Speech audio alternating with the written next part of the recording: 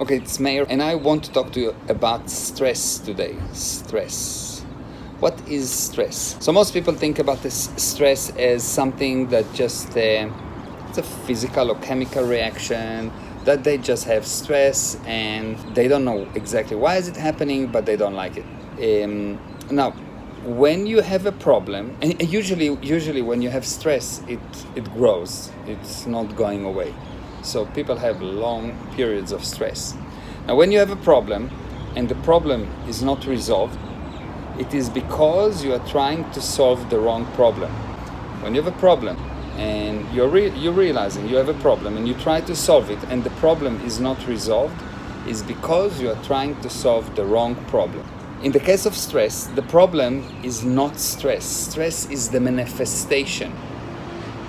The reason for stress is actually quite fascinating. But to understand it, I need to give you some principle before. So you can look at the person as a computer.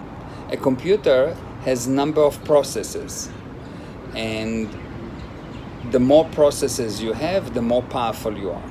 So let's say you have 1,000 processes, okay?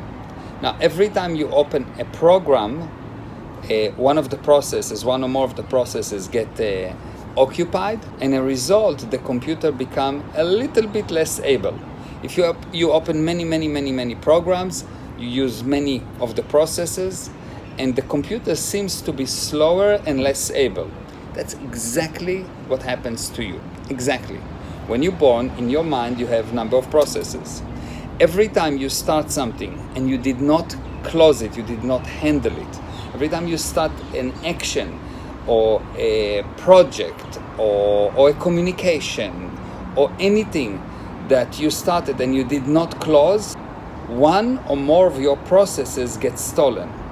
And when you have many things that open in your life, the end result is you become slower and seems like less able. But like the computer, you didn't become less able. You have the same number of processes. You just need to clean them. Cleaning them in a computer means to close some programs. And cleaning them for a person means to close cycles of actions. Handle those emails. Say what you wanted to say. Clean the house. Whatever it is that you need to do and close the cycle of action. Now, where's the trap?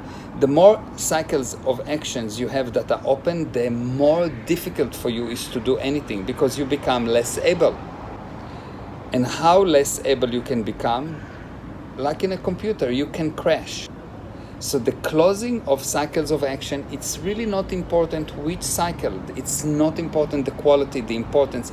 Closing cycles of actions is the most important action you can do in order to gain you back your abilities.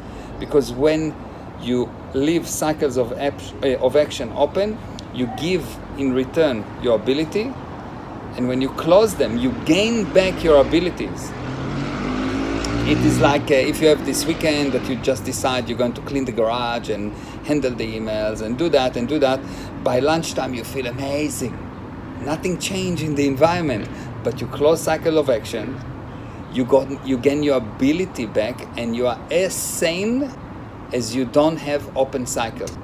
Insanity is the result of too many open cycles, and the actual definition of insanity is not doing the same thing over and over again and expecting different results. This is nonsense. It just sounds good, but it's nonsense, because that's the definition of tenacity. Doing the same thing over and over again and expecting different results, it's tenacity. The definition of insanity is attention stuck in the past. Attention stuck in the past. And attention gets stuck in the past only because of open cycle. Only because it's not closed. Once it's closed, it's finished. Your attention cannot be stuck in the past.